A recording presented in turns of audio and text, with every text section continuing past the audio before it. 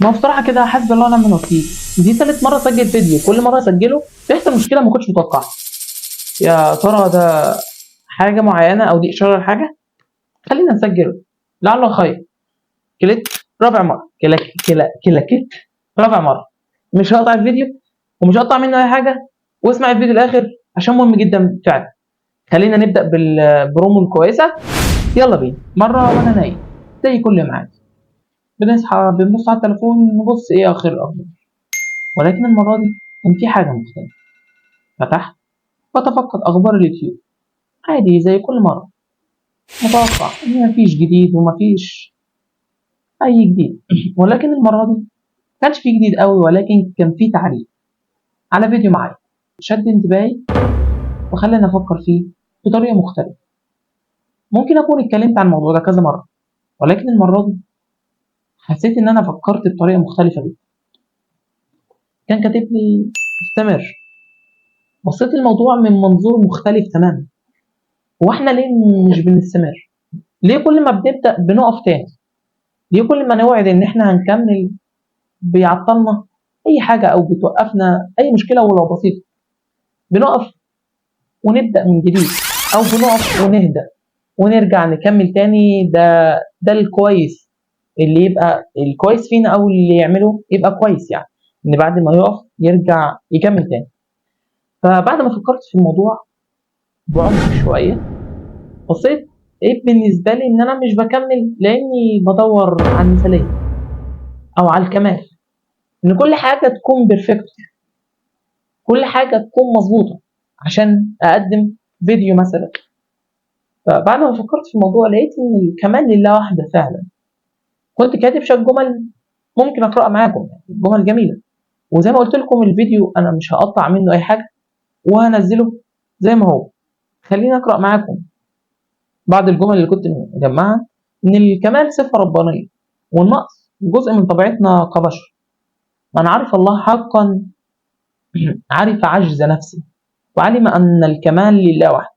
نحن نسعى والله يتمم، فالكمال منه وبه واليه.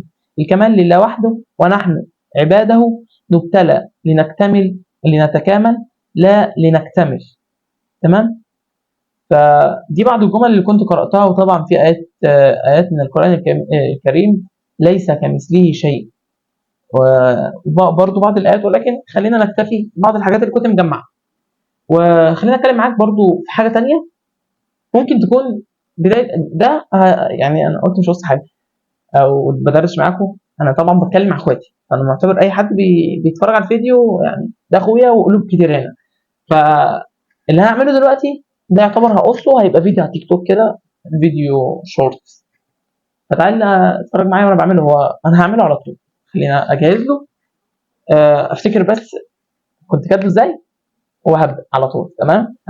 يعني الافكار لما بتجيلي هي دي المشكله اصلا ان اللي انا هتكلم فيها في الفيديو اللي انا هقوله، ان انا بنسى الافكار بالظبط. لان الافكار وقتها لو اتسجلت اقسم بالله يا جماعه هتبقى افكار رهيبه وهتبقى طالعه كده، يعني وقتها بتبقى كويسه جدا. فلو الواحد يبقى اي حاجه فكره بتجيله بيسجلها يبقى حاجه جميله.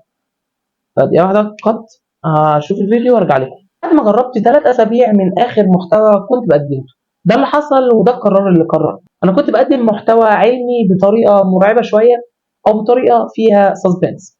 فالمحتوى ده كان تفكير مني وكان ابداع مني، ولكن كان بيساعدني شات جي بي تي، بيساعدني ان انا اكتب السكريبت. ولكن حسيت اني مش بقول المعلومه من قلبي او مش بقولها زي ما خالصه من فكري انا بس. فقررت ان انا هقدم المحتوى اللي كان نفسي اقدمه، وهقدم الافكار اللي كان نفسي اقدمها. ودي غلطه انا غلطتها اني ما بداتش او ما كنتش سجلت كل فكره كانت بتيجي في دماغي. لان فعلا لو كنت بسجل افكار اللي بتيجي في دماغي كان الموضوع هيتنقل نقله تانية خالص. فقررت ان انا بعد ما فكرت في الموضوع كويس لقيت نفسي اصلا مسجل كميه افكار رهيبه كنت مسجلها في فتره الامتحانات ال4 شهور اللي ما كنتش بنزل فيهم فيديوهات. ببص لقيت نفسي مسجل افكار جميله جدا، افكار ومواضيع نفسي اتكلم عنها فعلا. ولكن طبعا مش هتبقى بافضل، يعني مش هتكون زي ما كنت نفسي اقولها وقتها. فاتمنى ربنا يوفقني وانزل المواضيع واقدر ابدع فيها، لان ده افكار من دماغي انا ومواقف حصلت معايا، فيا ريت نكمل مع بعض. وبس كده، دي كانت حاجه كنت عايز اقولها لك. شفت بقى الفيديو اللي انا كنت صورته ده اللي هينزل على التيك توك زي ما هو كده. فدلوقتي انا اتكلمت معاكم شويه، والفيديو مش هتقطع منه غير حاجات بسيطه بس، وانا براجع فكره فيديو تيك توك. وبس كده محتاج تدعوا لي، وفي افكار كتير نفسي كده اتكلم معاكم فيها.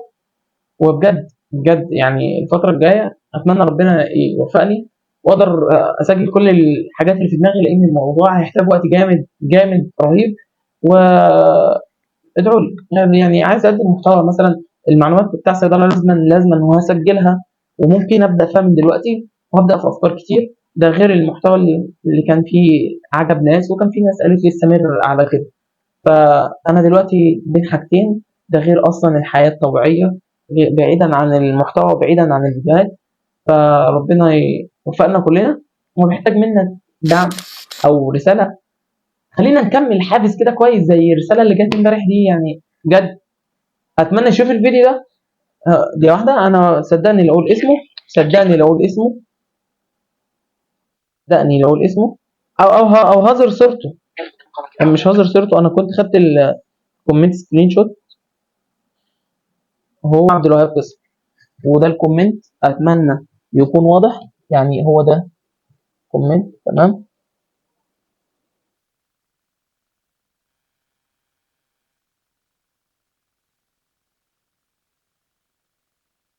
عبد الوهاب، تمام كده الكومنت واضح. فبس كده.